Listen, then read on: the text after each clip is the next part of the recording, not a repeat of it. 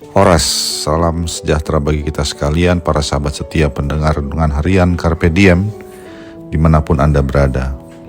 Kembali kita bersama-sama akan merenungkan firman Tuhan di hari ini, Sabtu 28 Februari 2026. Kiranya di hari ini damai sejahtera Allah yang melampaui segala akal, memelihara hati dan pikiranmu dalam Yesus Kristus Tuhan kita. Mari kita memulai perenungan firman Tuhan dengan menyanyikan buku ND nomor 233, baitnya yang kelima.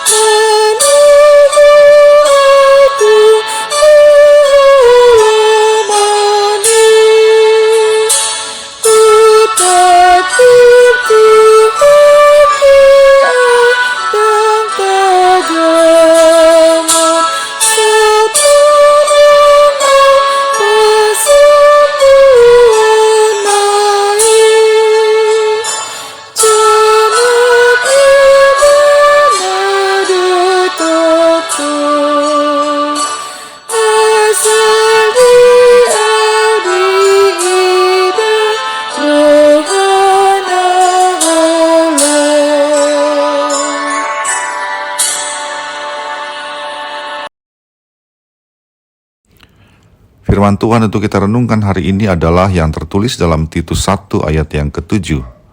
Sebab sebagai pengatur rumah Allah, seorang penilik jemaat harus tidak bercacat, tidak angkuh, bukan pemberang, bukan peminum, bukan pemarah, tidak serakah. Demikianlah firman Tuhan.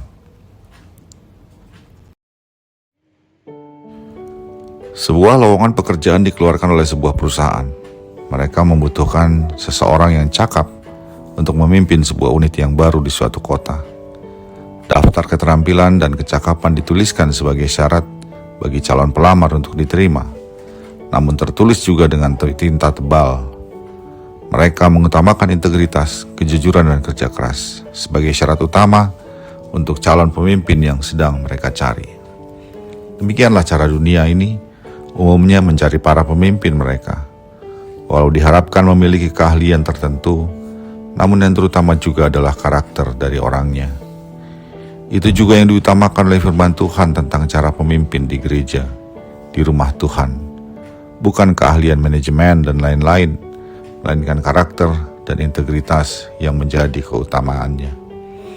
Ketika Titus diminta oleh Paulus untuk menjadi pemimpin sementara bagi jemaat-jemaat di Pulau Kreta, ia ditugaskan untuk menetapkan dan mengangkat penatua-penatua bagi jemaat di setiap kota.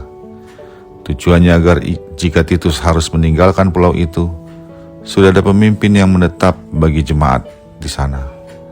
Dalam suratnya itu, Paulus memberikan sejumlah kriteria bagi para pemimpin yang akan ditetapkan oleh Titus.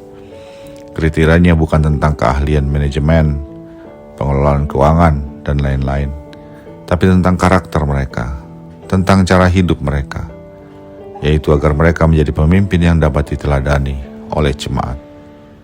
Sebab sebagai pengatur rumah Allah, demikian firman Tuhan. Firman Tuhan ini menegaskan bahwa pemimpin jemaat haruslah menyadari siapa mereka dalam keberadaannya di rumah Allah. Mereka bukan pemilik jemaat, pemimpin bukan penguasa, mereka hanyalah pengelola.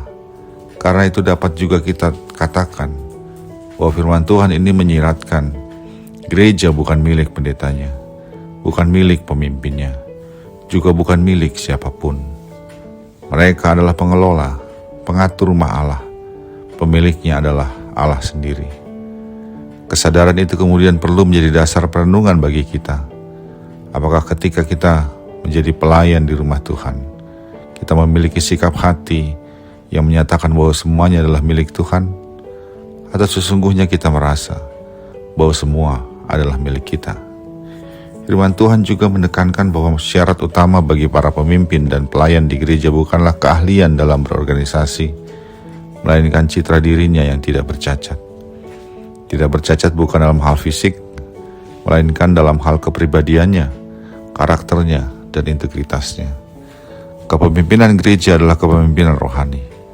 Karena itu ia dipilih karena gambar dirinya, bukan gelar kesarjanaannya. Ia adalah pemimpin rohani yang lahir dari integritas, bukan selembar kertas diploma. Berikutnya, pemimpin dan pelayan gereja harus orang yang rendah hati, bukan yang angkuh atau sombong. Seorang pelayan di rumah Tuhan dapat jatuh bukan karena kurangnya kemampuan dalam berorganisasi, namun karena kesombongannya. Ia kemudian menjadi lupa bahwa ia hanyalah alat, bukan pemilik. Karena itu para pelayan di rumah Tuhan haruslah menjadi pribadi yang siap untuk dikritik, siap diberi masukan, bahkan siap juga untuk ditolak. Menjadi pemimpin dan pelayan di rumah Allah, bertugas untuk mengatur rumah Allah. Karena itu, ia haruslah orang yang dapat mengatur dirinya sendiri. Mengatur diri berarti menguasai dirinya sendiri, tidak dikuasai dan diatur oleh nafsu.